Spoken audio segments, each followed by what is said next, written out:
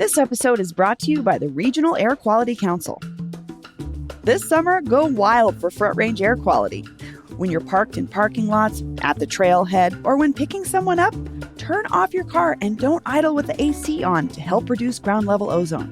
Did you know that idling your car for just 1 minute creates about 150 balloons worth of air pollution? Yikes!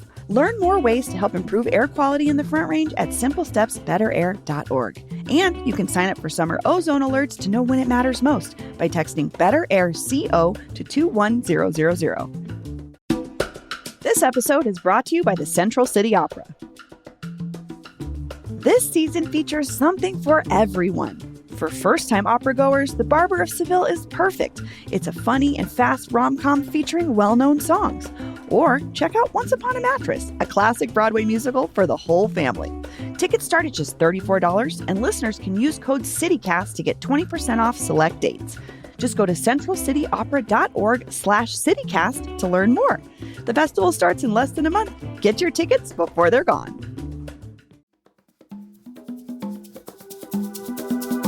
Today on CityCast Denver, anti-Trump protests are picking back up in Denver this week as the country watches violence on the streets of LA.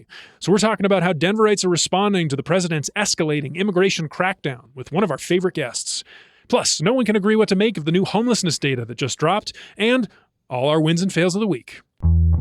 Today is Friday, June 13th. I'm Paul Caroli, and here's what Denver's talking about.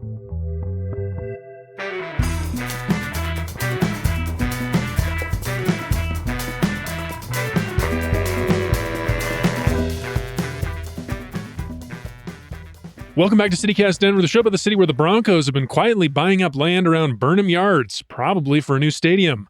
So this is not official yet, but I wanted to be the first to say, suck it, Lone Tree. Ooh, you got him. No. Yeah, I did get him. I mean, I think this, to me, it seems like probably a good thing for for folks that really want the Broncos to stay here. Yeah. I don't know why else they'd be buying land in Burnham Yards. Yeah, no, I think this is the open secret. Like we know they're looking for a new stadium, and the fact that Business Den had this report that they've been buying up these warehouses, possibly through friends of lawyers of friends of lawyers. Oh, it's true. It seems like they've done a great job on that story because we'd heard it from people months ago, but getting it confirmed is really, really hard. Did Business Den? Was that? Well, that's the thing, though. I don't know if they got the story. I think they got one anonymous source who's talked about this, and it's too early. Well, they've got the land deals. Well, they've got the land anyway. We know there are land deals. So the land is going to be a good value sooner or later anyway. But if you look like later today, you heard that that Kroenke, et cetera, bought the River Mile property. So it's a consolidation between these two very wealthy Walton-related families. Wait, consolidation? Yeah, we know Kroenke owns the river, so that's the land under Elitch's, and he, of course, owns the land around Ball Arena. Right, but he owned all Ball Arena. Now he's getting more involved. Kroenke's getting more involved in the River Mile, which had been a Kroenke associate. Yeah, the Revesco group. I thought he was already a big part of that. They've solidified it much more. So basically you have from Ball Arena all the way down now past Broncos Stadium.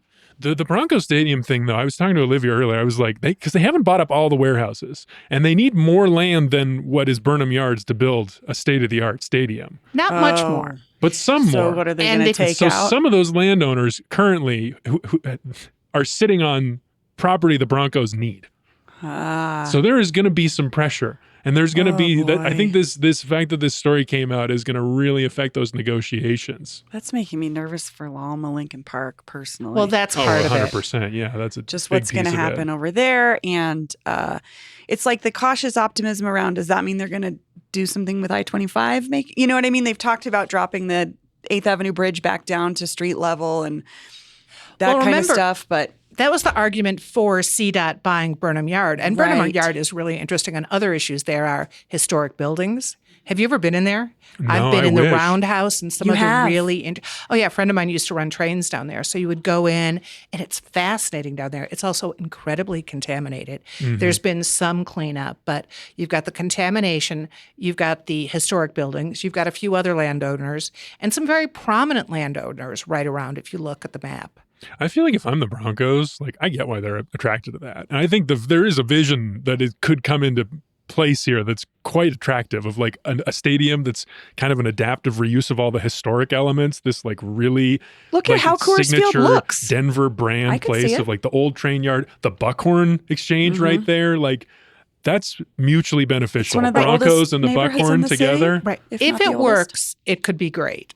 But it's Yeah. going to be making it work. But anyway, CDOT had said they couldn't do the highway things they thought they would be able to do in Burnham Yard. But it is a vast, just one thing I vast wish. empty area. 60 acres in the middle of Denver. Yeah, it is a really interesting sort of separation between those because I live on one side of it and there's just, I can also see why it's appealing because it is tons of parking lots and empty land, but it's also, people also live there. Right. So the Broncos have the parking lots around it. The Right. stadium district, i.e. taxpayers, still own the stadium.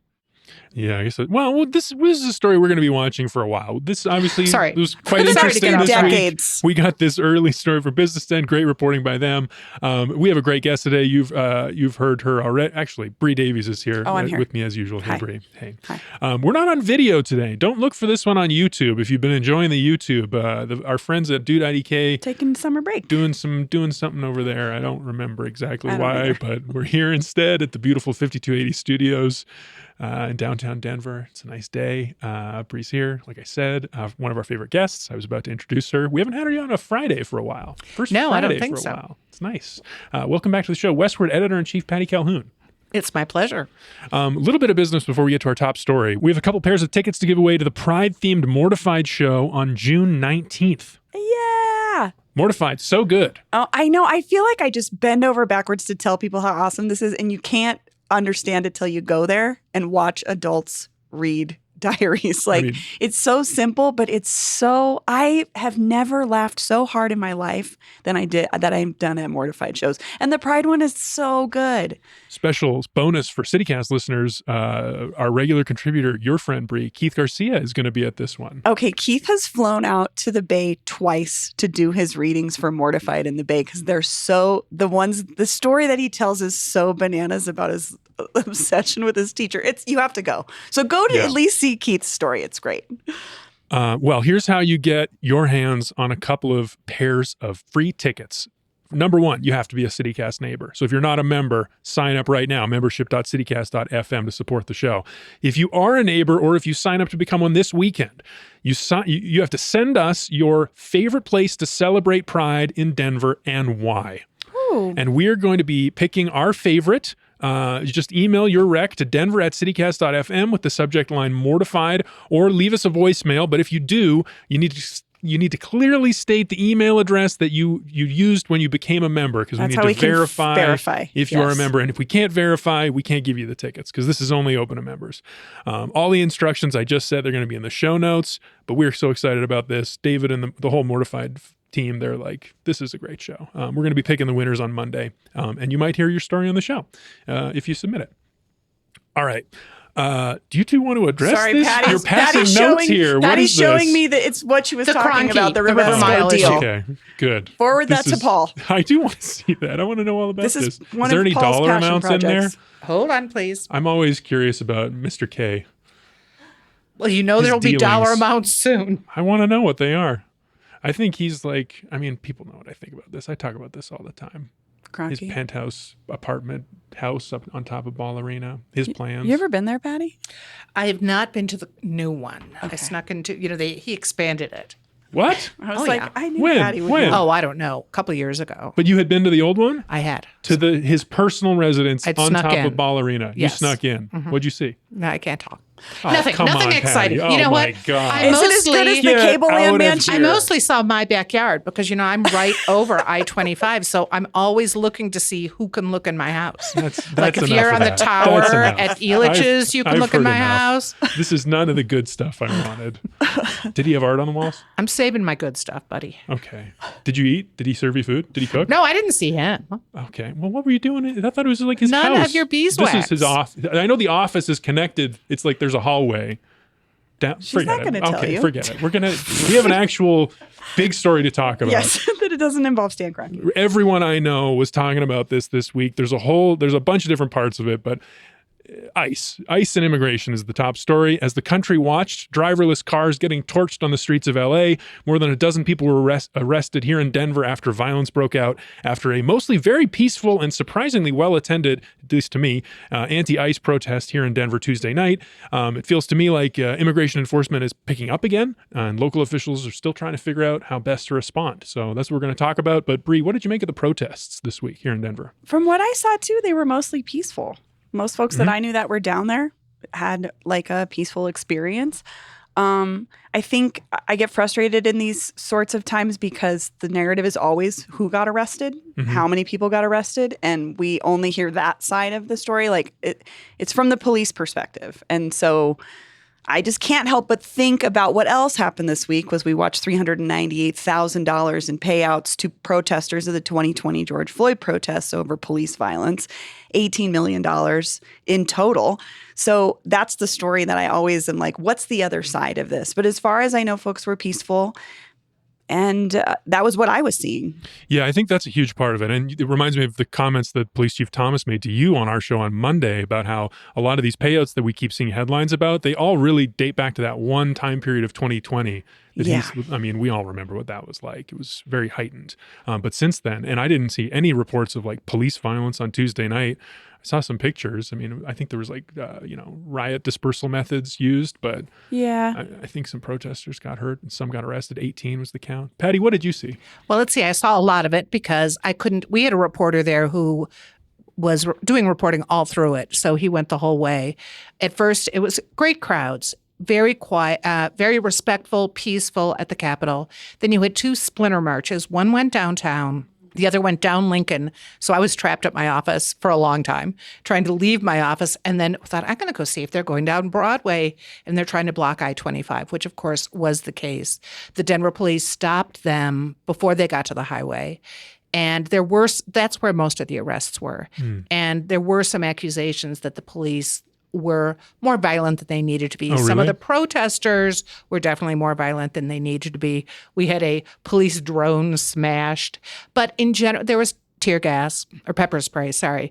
But in general, it was pretty well behaved compared to 5 years ago with George Floyd protests.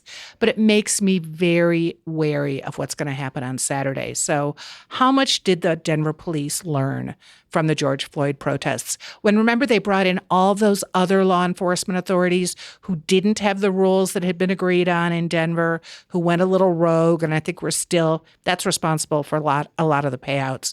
But how prepared is Colorado for what could happen? Because it only takes a few bad actors to really stir things up. I mean, I feel that I'm both sides of this. I just have to say, because I'm thinking about in LA this week, watching that Australian reporter get shot with a rubber bullet, Right. just point blank, doing her job of standing there and reporting the news and not intervening or anything. And that's what I also worry Right. about that side. Bad actors on both sides, and especially if you bring in other law enforcement, or God only knows, will You're we not have on the Colorado same National page. Guard, which did show up for the George Floyd? Will you have outside National Guard? I presume we will not have the Marines, unlike LA, but you never know. Well, that's what Mayor Johnson was talking about. I saw him on CNN. I saw him on 9 News last night discussing this. And he basically was taking the tack that Gavin Newsom, governor of California, has taken, where he's just like saying, we got this under control. Local law enforcement are doing their jobs. The protests are mostly peaceful, but the vast majority of protesters are peaceful, and there's been no issues. And when there are issues, law enforcement is handling it. If there's violence, people are being arrested. If there's people attacking police officers, they're being arrested. But it's not some bigger problem that the National Guard needs to come in and try to handle. Right. And the Colorado National Guard makes some sense because, of course, the original action on Saturday, the No Kings protest, is in the Veterans Memorial, which is state property between the Capitol and Civic Center. So the Colorado State Patrol would be involved. So presumably everyone is coordinating. They're going to behave themselves. There's so much interest in this. I just got a notice of a senior center that's having its own No Kings protest today, just because, 70, 80, 90-year-olds are mad too, but they can't get downtown. So they're having their own protest. Sure. Is there anything about these protests that you feel like is different, or like changing compared to waves of protests that we've seen here in Denver in the last few years? Or well, you have past to years? think it's angry at the feds. It's not so much angry as policing here, although if things go wrong, they're going to be upset about policing. But Denver has definitely taken a look at what their actions are. You saw the groups after all the citizens groups after the George Floyd protests. So it's much more anger at this amorphous, maybe incompetent federal system. I mean, you look at what happened with the attacker in Boulder, who, as we find out, went to get a gun, was prevented from getting a gun by Colorado laws because his visa was expired. Colorado reported him as they were supposed to, and then Homeland Security did nothing. So for all the people who talk about how incompetent the system is, yeah, probably. Yeah. So they're not enforcing even the rules we want them to. And then they're going to go haul kids off outside a courthouse. I saw that story this week about the Boulder attacker. That was quite shocking that he had been in the system. He'd tried it.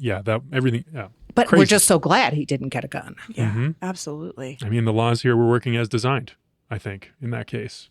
Except they got to the federal level. And then, right, exactly. So you have people are mad. They don't know what to do about the feds. So this is what they're doing. Yeah, because there's so much unknown right now.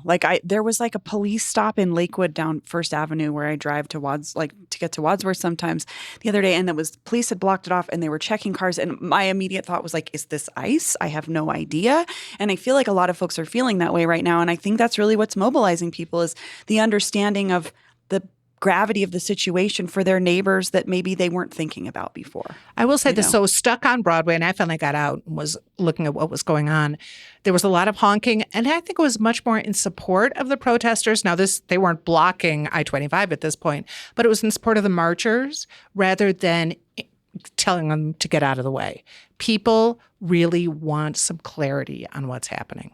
And I think that reflects the general sense that at least I've observed from Denverites is that people don't like this immigration enforcement crackdown here. The more you hear about ICE raids, the more you see kids in handcuffs outside the courthouse. Denverites don't like this. We voted on this several times. We don't like it. I was talking to one restaurateur last night. He goes, wait a day without immigrants, a week without immigrants, no, there would be no restaurants working and in restaurants Denver, Colorado. Are already struggling with labor already. I was just talking to my sibling used to work for Wayne that owns Sushi Salsa, and he closed it and he's running a smaller restaurant now. And a huge part of that was just he couldn't keep his kitchen staffed. And I imagine it's only going to get harder. And that's what folks are bringing attention to. I think I saw this really interesting quote from a restaurant owner somewhere in the Midwest was you're going to tell me that the guy that's been making pizza for me for 25 years is a terrorist, but not the guy that comes in masked with no information and swipes that guy and disappears him is not the problem. People are really seeing firsthand what a lot of folks who are first generation or are here under different circumstances have experienced for their whole lives. And think about it. I mean, we're on Mexican territory, what used to be Mexican territory. So there are a lot more aspects of it when you're in Colorado than, say, if you're in Wisconsin. You're referring to the Treaty of Guadalupe Hidalgo from 1848? Sure. The changing border? Okay. Well, I'm talking about families that have been here for 5, 6, 7 generations. Yeah. Well, let's talk about the other piece of this. I want to drive right at the tension of this whole situation, which I think was in the governor's office. Governor Polis this week was subject to a lawsuit from a senior state official who worked in the labor division, a guy named Scott Moss, who we tried to get on the show this week, who was not interested in coming on the show. He's not talking to press. But he has been suing the governor over allegedly violating state law that blocks coordinating with ICE because the governor wants to cooperate with a subpoena that ICE has given him for information about certain people. And anyway, I don't know. This is not a good look for Polis right now, right, Patty? But if I'm reading this right, it's certain people who have charge of underage immigrant children. And this is his argument. That's the argument. So what we really need to figure out is that absolutely the case. Who are these people? Who are the kids? Because if he's trying to watch out for sex trafficking, okay, more power to him. But that doesn't mean you comply with a subpoena. Yeah. That means you investigate it as much as you can on the state level before you comply with ICE. And of course, the action was postponed because of the lawsuit, which other people joined on Monday, until the 23rd. But we need to know a lot more about who these subpoenas are for. I agree. That was the thing that was missing was what is this allegation about child trafficking? Who are these? That's become such a dog whistle that it's hard to know what it actually is representing, I think, because that's been long, one of those things that has been used. That's the gap, though. I mean, I have to say, if they really were children in danger, I mean, But then on the other hand, we don't exactly see ICE doing a great job. That's what I was going to say. Senator Gonzalez's point was like, when did ICE give a shit about kids? Frankly, like it's a little bit, I understand why people don't feel like this is a arm of the government that cares about children. So it's confusing. And you're right. I think information would just clarify a lot of what is actually trying to happen there. Well, we asked for the governor to come on the show to explain himself, give us a little more information, and we heard that he was not interested in talking at this time. So maybe we'll talk about that at some point. I think politically, this is an interesting move for him. I mean, he's been making Democrats so mad lately by vetoing all these bills, the Uber sexual assault bill, the big labor bill. Like he's breaking his own records for vetoing. Wasn't that what? That was a funny headline. So like what? He could have pushed back on this subpoena is all. I think that was David Seligman's point on the show yesterday. It's a really simple move he could have done. Mm-hmm. But he chose not to do that. So politically, what is he doing, Patty? I think he's just saying, I only have a year and a half left. I don't care. I'm going to do what I want. I can't see that the action he's taking is positioning himself for some other Democratic office. Because that's what I've been trying to figure out is like, what is his move? If he's termed out, what message is he trying to send for whatever that next position is? And he just doesn't want to be in the government anymore? Here's what I think he's doing. Okay. I think he's holding very firm to this line of criminals first. Criminals will be deported. I think that's the policy line that he's chosen that he thinks will be popular for when he runs for president in 2028. Oh. And that he wants to be able to say in Fracktown, Pennsylvania and, Sun City, Arizona, that criminals should be deported. Right. So we're not saying trade because we will deport criminals, so he should have come up with more evidence when the suit was filed to show these were suspected criminal actions beyond just maybe overstaying your welcome. And I wonder by the time we get to 2028, I feel like the tide is already changing about how some folks have previously felt about immigration issues when they start to see the impacts on their own communities, when their neighbors are being rounded up, when their employees are being disappeared. Like, that's a gamble to me if that's his game. I don't know. In 2028, I think it's going to look different. I think it's a propaganda war. I mean, the more people burn Waymos, I think that's going to make the other sides sympathetic.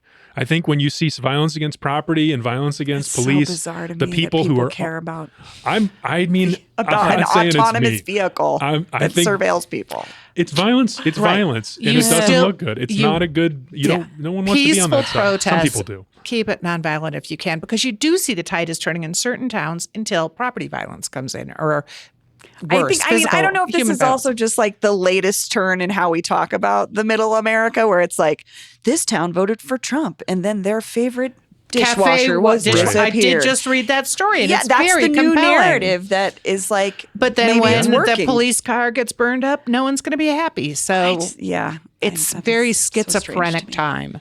Yeah, well, we'll be watching on Saturday what happens at this No Kings protest. I'm very curious how it plays out. I want to see the clown suits. People are supposed to be wearing clown suits, which yes, you're supposed to dress as part of the administration, but there's also a variance that one of the slogans is "No Kings, No Clowns." Interesting. I want to see the Parker protest that they tried to. I know that they're going to move. That'll be good. The thing on Tuesday night was American flags, which I thought was interesting, and I thought, ooh, that's like a very canny, like political move if we're thinking about, middle America. Well, there were a lot of Mexican flags too. A lot of Mexican flags, a lot of Palestinian flags. Yeah. Yeah. Anyway, we want to know what you think. Are you going to the protests on Saturday? What's your plan? What are you going to wear? What's it going to look like? What do you think about what happened this week? We want to know where you're at when it comes to the immigration crackdown and the protest movement. I just want to know if this is the first time for folks to be mobilized. Is this a moment that you felt that you've never felt before? Like, I'm just curious what's motivating people differently these days. Call in 720-500-5418. Leave us a voicemail. Send us a text to 720-500-5418. We're going to go to a break and come back and talk about homelessness.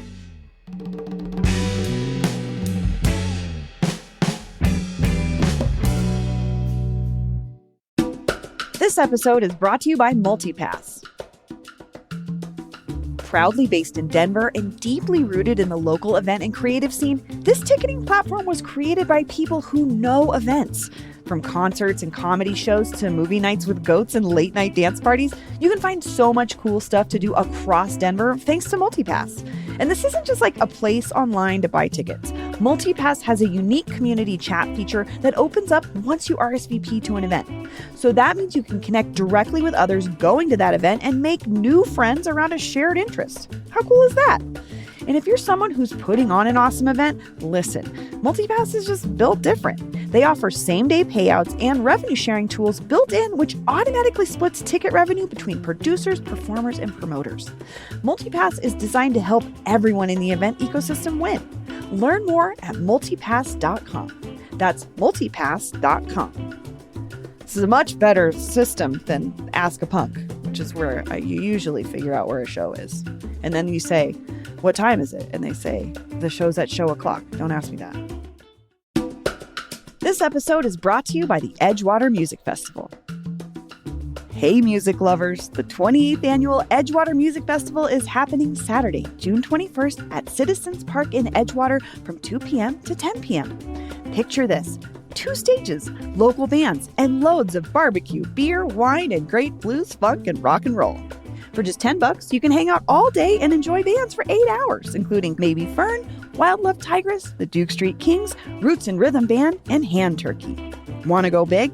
For $100, you can get a VIP pass for free food, free wine, free beer, and covered seating. Did you hear me, fellow Gen Xers? Covered seating.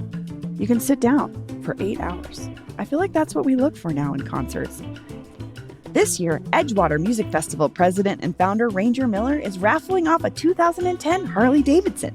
Get 10 raffle tickets for just $50 at bluesandbarbecue.com. Proceeds benefit Habitat for Humanity of Metro Denver and other affordable housing projects. Check out bluesandbarbecue.com for all the deets. That's bluesandbbq.com for more details. All right, we're back. Our hot topic this week is homelessness, because the mayor celebrated a big win this week in his push to end unsheltered homelessness. But how big of a win was it, is the question. We're talking about the results of the Metro Denver Homeless Initiative's annual point-in-time survey, which gave us a snapshot of homelessness all across the metro area. Patty, this was the mayor's big campaign promise, end unsheltered homelessness in Denver, maybe his most important effort. Do you think he's right to celebrate these numbers? I think he went a little overboard in the celebration and the press release he sent out and the headline. It's indeed true that in the point-in-time count, that's just one night in January, and it was a particularly cold night when it was done, so more people would have gone into shelters.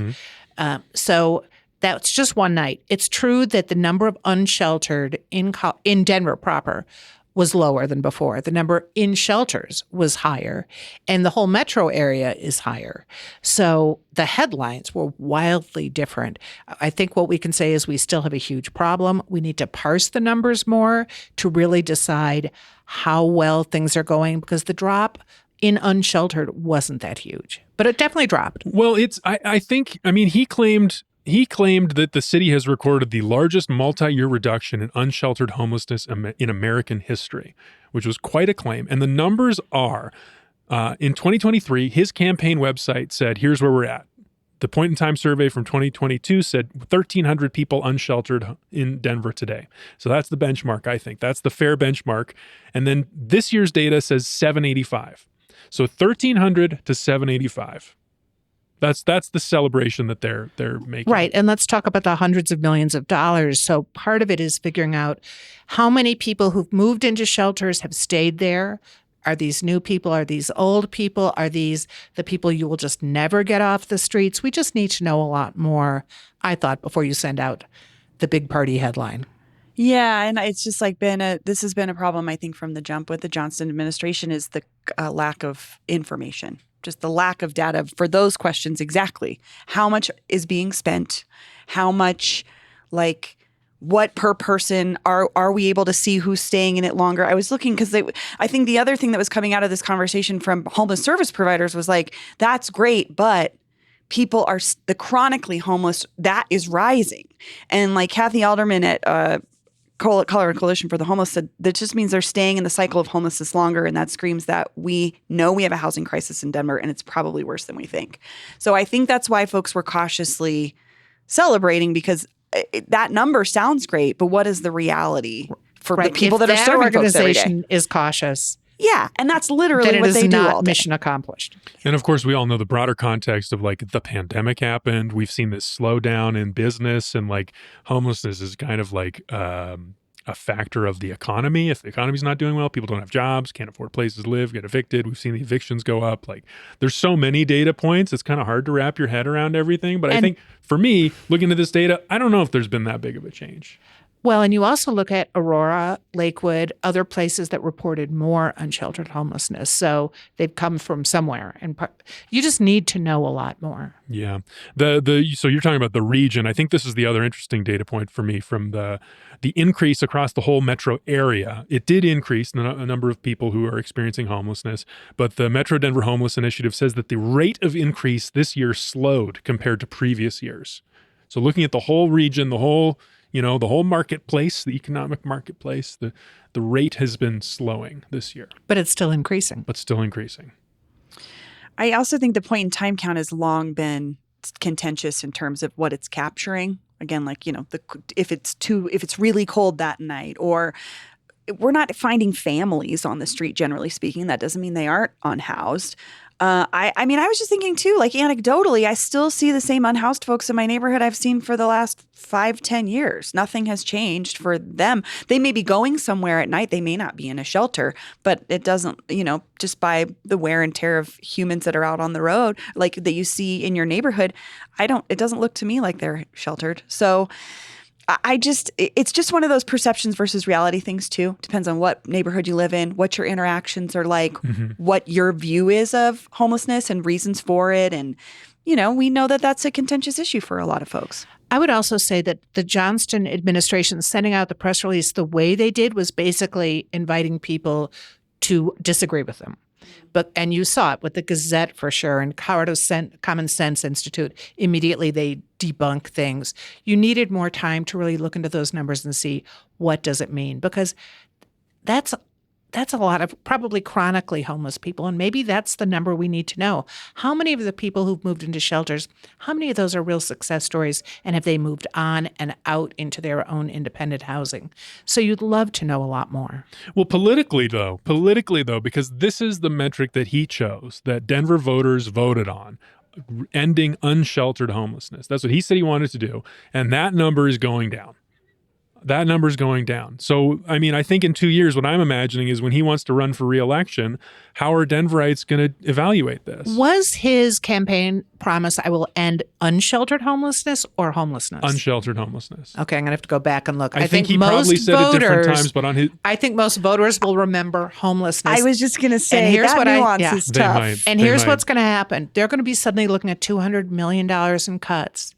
And they're going to look at how much money was spent on homelessness, and they're going to wonder a lot about how it worked. Maybe it all worked. Maybe it was all a great investment. But I think there will be a lot of digging over the next months. Well, then that's when we get to the feelings part again of like, how does it feel in the city? The perception that you were talking about, Bree. Yeah. And I know this is not a scientific metric, but I thought this was interesting because I plugged some words into Google Trends from Denver searches. People in Denver who are searching on Google, what are they searching for? And I plugged in homeless and homelessness, and then I saw a pretty distinct decrease in the searches for homelessness. Starting at the beginning of 2024, a discernible drop in people searching for those terms. At the same time, searches for the word safety were going up, especially since January, that stabbing spree. The word safety has been searched like 33% more in Denver since then. Which makes sense because you don't see many people who are homeless downtown. Yeah, they did the sweeps. You don't see it. So if you're going downtown, you're not really wondering where are the homeless encampments. But now people are wondering because of the publicity over the stabbings and other incidents, is it safe? Because other people might be out to get me. Mm-hmm. Yeah, that's exactly what I was thinking. I was thinking, this is the conversation now. It's totally shifted because of the way he's enforcing it. He's not letting the camps be built again where he did the sweeps, where he said he was able to offer everybody who he did the sweeps, housing. I'm sorry, I'm trying to get all the details. And then now we're talking about safety. Now we're talking about violence. But I also think if people are really searching it, they'll find that violence is downtown. I mean, you live downtown now. I go downtown all the time. Seems pretty safe to me. I mean, we've been coming down here for decades. And I don't feel it's any less safe than it ever was. Market Street at Let Out has always been a nightmare. Yeah, like that's just you don't go down there. You know better. You know unless there you're are there going to to be party. problems. And we've tracked that for 30 plus years since Coors Field opened. And before that, there were other areas that had the problems. And now it's spilled into Rhino. But a lot of that is just club let out, a lot of people inebriated or just preying on other people. My struggle is always just the term safety. It means something different to each of us. It means something different. And so it's hard for me to think about how people think about safety because everybody's experience is different. And again, informed by personal experience. I told the story a couple weeks ago that someone in my family was punched in the face in broad daylight on Broadway on a Saturday afternoon, assaulted by a gentleman. And now she doesn't work at that location of her job anymore. So that, of course, is something now my family talks about all the time. How do they talk about it? How is she okay? How is she doing? How has this gone down? Do you still go back to that location? I think it's thought about more about are we going to go down there? So that part of Broadway, is that part of Broadway it's safe? literally 11th and Broadway. And we do a lot there. Not only was the place she worked there, my husband and my son get their haircut across the street every, Our office is couple a block of months. away. Yeah.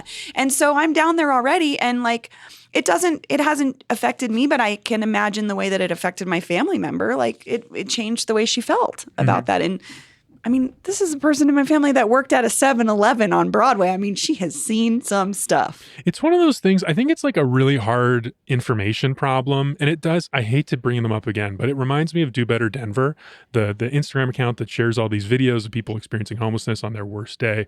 But you see a video like that, you hear about a story like that, and that's what sticks with you. Sure. You're not gonna tell people, oh my gosh, I went downtown and I had a totally incident-free time.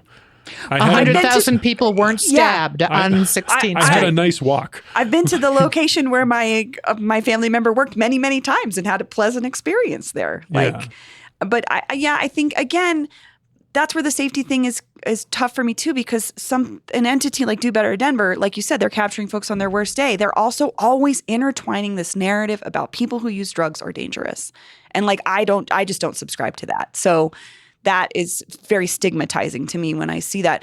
But other people see that as a dangerous, a person or whatever. And I don't know. I just don't like the way that it creates division. And I also don't like the way that it stigmatizes people that don't get an opportunity to speak what they're experiencing in that video.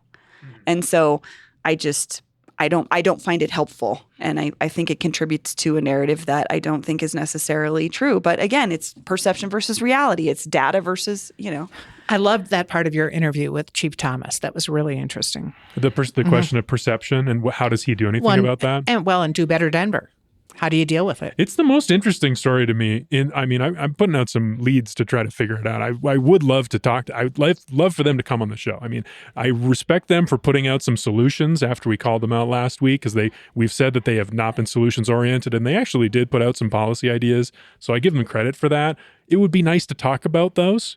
And then my criticism for them remains: if you claim to be talking about what's happening in Denver, then why is it always these really negative things? Yeah. Why is it not the other things? The good stuff. Why isn't it, there's a great burger place that opened. Why isn't it people had fun on 16th Street Mall? It's not always positive either. It's just it's a whole city full of people having weird days and great days. And it's very complicated and big, diverse ecosystem. If we know anything about content that moves on the internet, it's bad stuff, and they've figured it out. No one wants to talk about the happy people on 16th Street. No, it doesn't. I have to do say well. that was the shot where I was when you heard about Boulder. And originally when I'm hearing about trouble on the mall, you're like, oh no, Denver, it's this new.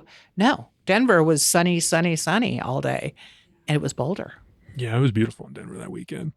This reminds me of, I don't know, this is just something I saw at the protest on Tuesday night, but I wanted to share this story because I thought it was funny. And the vibe, it was a peaceful protest. Most people were there just having a good time. Some people were fired up. This one guy, I was taking pictures. This one guy kind of stumbles out from the street. He was in the middle of the protest. He leans against the wall and I'm like, what's up, man? He was just like, I came here after work. I'm so drunk right now. Oh, good Lord. So was that at the Capitol? No, he was on 15th Street, okay. But he was doing a happy hour or something. And then he stopped by the protest. On a Monday? A Tuesday afterward. Tuesday. That's kind of quintessential Denver, I think, in a lot of ways. It was great. New Denver, maybe. I was happy for him. Just this guy's living. He's having a day right now. Oh my gosh. One other thing about the homelessness situation, I alluded to the broader economic climate and the mayor's budget cuts that are leading to some still TBD furloughs and layoffs at the city. We learned of one program that's going to get cut this week. Denverite reported that the Johnson administration has shut down the Aid Center, which was a relatively new initiative, but it provided, apparently, I had never heard of it. It provided all kinds of legal, healthcare, and employment services to people in Denver. Apparently that program is going to get cut. It's a savings of $600,000. So I don't know. I mean, how do we feel about how the budget cuts are going to connect with this effort to end unsheltered homelessness? How many people used that? That's really what we need to know. Are there other options for them? Easy? And was it really popular? Was it really helpful? Or did it not work out? And we don't know that. No, I agree. And it's one of those things where, like, maybe it was the location that was really prime, that was serving a community that, like, because I think they said in the Denverite piece that they were going to continue those services in other locations. But for a lot of folks, location is everything. Are those folks now no longer going to be served? Again, we don't know. We have no data. And I don't know. How does it play into the bigger conversation about how much we're spending on homeless services and services for folks that are struggling? $600,000 doesn't sound like a lot of money. But no. I mean, to me, where it fits is like, what I was thinking was like, in the Denverite article, they made a point of saying this is a program started that was pitched during the last Hancock term, the previous mayor. And so I was thinking like, oh, maybe this is Johnston kind of like streamlining his work a little bit. Because you always hear from people who work in this world that everyone has a new idea about homelessness. When they come into power, they have their own new idea, their own new initiative. They set up a bunch of programs. We have got the host office. We have the road home. We have all these offices. And there's like a million of these people, different people, and it's all overlapping. So when I saw this, I was like, oh, maybe Johnston is like, he's cutting this like remnant of the past strategy. And they said that a lot of these services were going to be replicated in the new All In Mile High program. So I don't know. This sounded like it could be a good thing for folks. I mean, if they can get access to those services, it also sounded like a lot of people were being helped by this place. yeah, again, it's the transparency and where the money's going and who's being served. And people want numbers. It helps, I think, to know exactly how many people are being served by this thing and what are we saving and is it going to change something? And will there be options? Will there be options? Because I have to say I'd never heard of this program either. I mean, I was kind of surprised, but we'd written about it and it looked like it was great because it was under the manager of safety. It started it.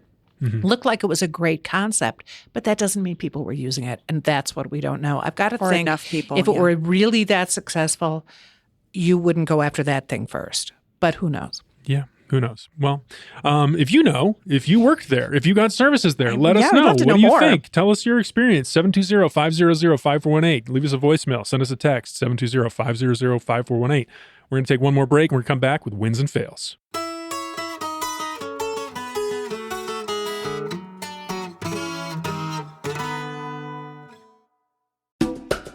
This episode is brought to you by Denver Health. Connect with a trusted provider wherever you are in Colorado, right from your home, car, or office.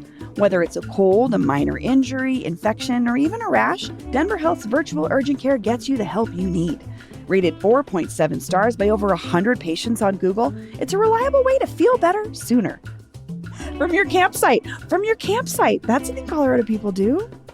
What if you get a bug bite in the woods? Virtual urgent care. Totally help you. You would know if you need to like hustle your butt back to the city or if you can keep on your camping trip.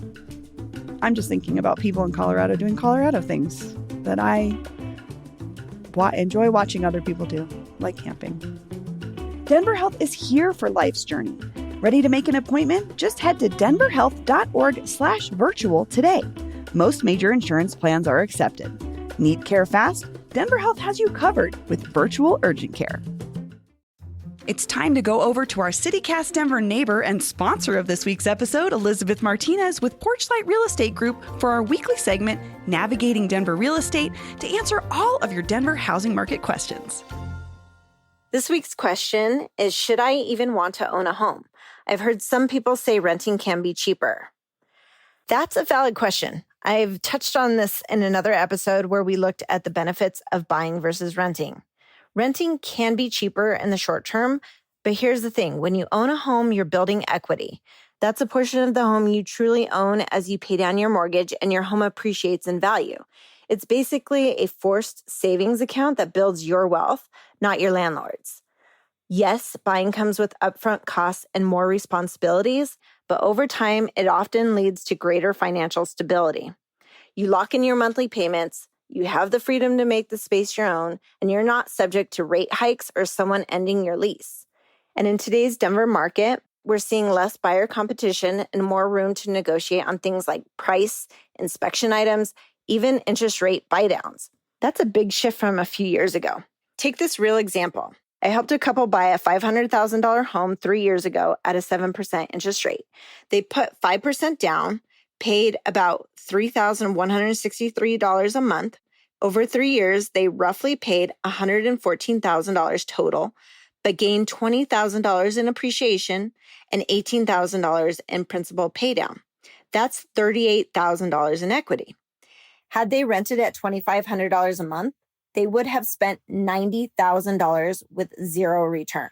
So yes, they paid more upfront, but came out at least $14,000 ahead, not even counting tax benefits or the pride of owning your home. And now they're positioned to refinance when they see fit and save even more long-term. So it really comes down to your goals and how long you plan to stay in one place. There's no one-size-fits-all answer, but even at a 7% interest rate, buying can still be a very smart move. This segment is sponsored by Elizabeth Martinez with Porchlight Real Estate Group. Have a question about Denver real estate? Use the link in the show notes to submit it. Elizabeth might answer your question in next week's segment. All right, we're back. Best way to end the week. Wins and fails, a.k.a. Rocky Mountain highs and lows. We each brought a recent local something we think is a win, another we think is a fail, and we're going to talk about them. Fails first. We always do it that way. One week, I'm just going to do something else, Not this week. Ooh, surprise. Wins first. Big surprise. No, this week we're going to do it the usual way. Patty, do you want to start? A fail? We've been talking about transparency a lot. Shame on Aurora City Council, which is going to virtual meetings because they don't like being yelled at since the Killen Lewis lawsuit was filed.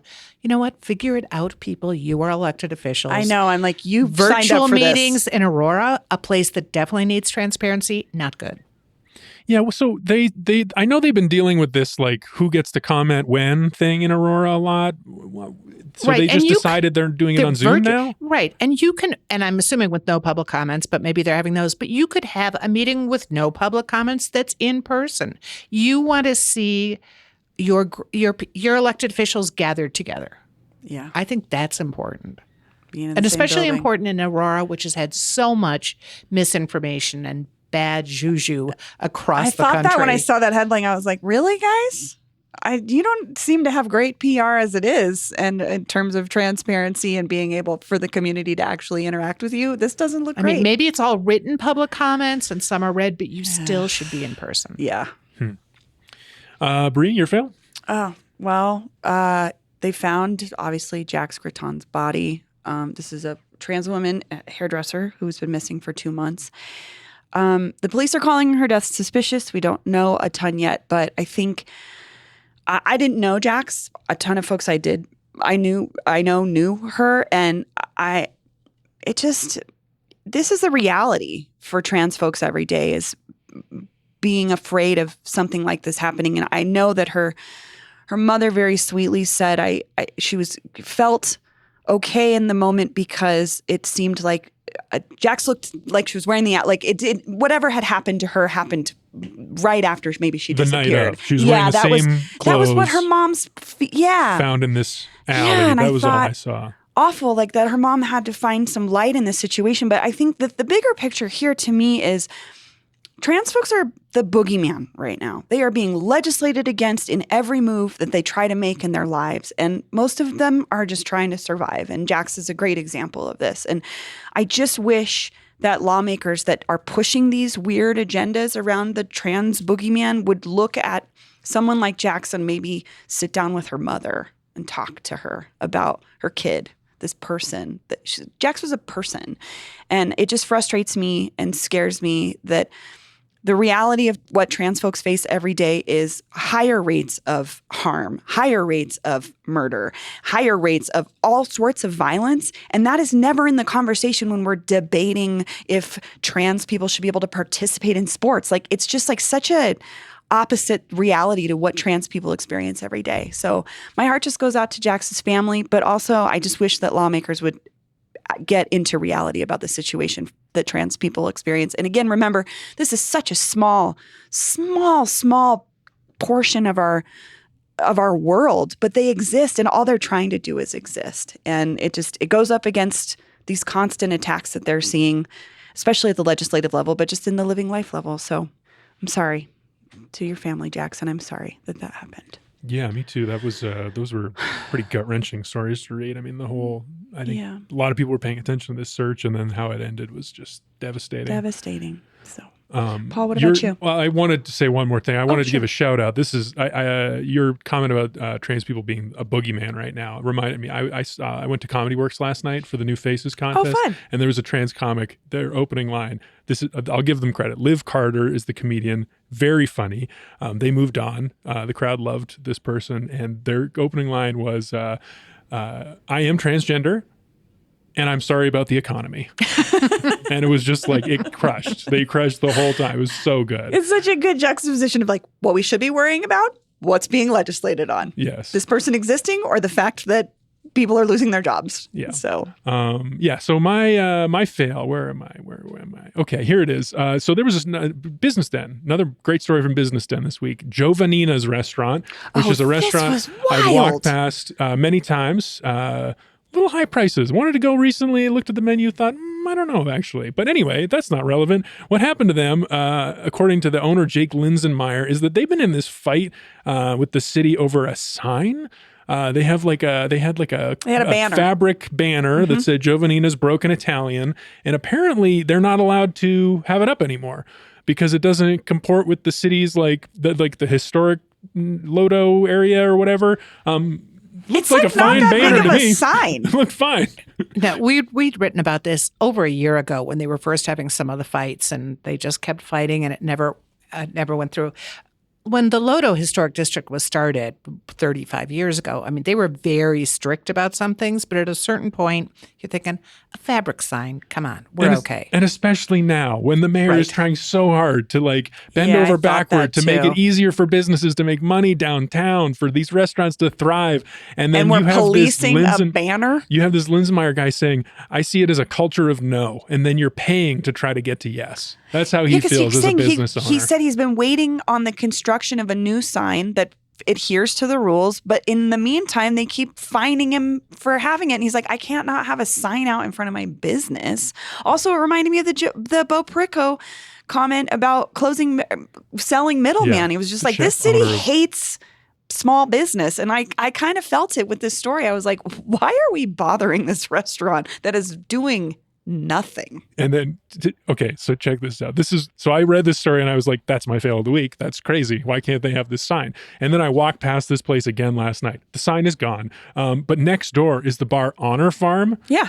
So that has the skeletons crawling up the front of the building? The skeletons with string lights all over them crawling up the banner. And this doesn't comport with the Lodo Historic District. I love it. I think it looks awesome. I don't think that they need to get in trouble, but also why is that offensive, and why is this very simple? I mean, it wasn't like crass or anything. It just had like an illustration of a lady. It's good branding. Yeah. So dumb.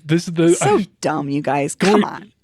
The skeleton. And then also, I mean, Hapa Sushi has one as well. It's basically the same thing. Yeah, it's actually kind of a nice little strip of, I kind of like how they all look together. Yes. It's nice. It accentuates the buildings. Dum-dums. I don't know. Yeah. Well, go support Giovannina's Broken Italian. Is that what it is? Giovannina's? I think so. Maybe it's Giovannina's. Maybe I'm going Spanish. That's all right. Giovannina's. Go support them because it sounds like at least they need some some love. Give them some love. They could use it. Wow. Anyway, so those are the fails. I'll go first for wins. The story I think that we've all been watching in a little bit is, so last year, this group, Pro Animal Future, they ran these ballot campaigns to try to shut down the slaughterhouse and to try to ban fur sales. I'm giving them my win this week because they have picked a new target. And I think this is a very canny move. They have teamed up with the group of animal advocates that were storming French restaurants and confronting restaurateurs over their serving foie gras.